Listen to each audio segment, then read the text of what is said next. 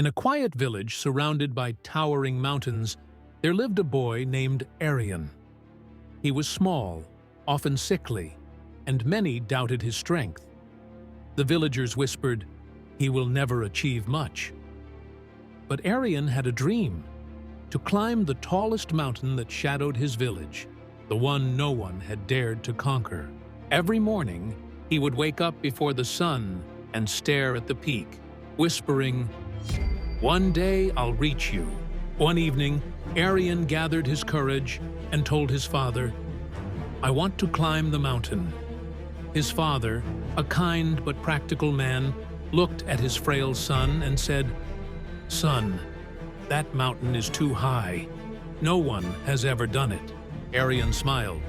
"That means I will be the first." With nothing but sheer determination, Aryan began his journey the next morning. The villagers laughed.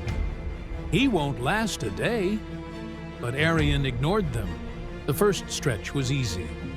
The sun was warm, the path was clear, and he felt strong.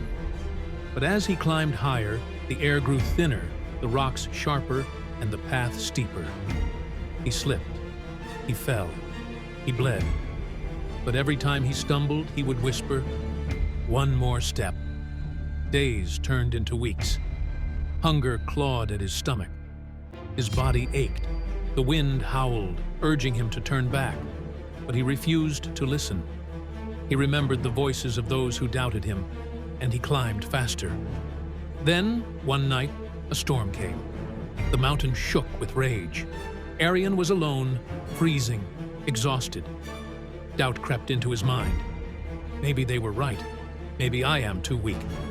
But then he looked back at how far he had come. The village was just a speck below. I have already climbed higher than anyone ever has.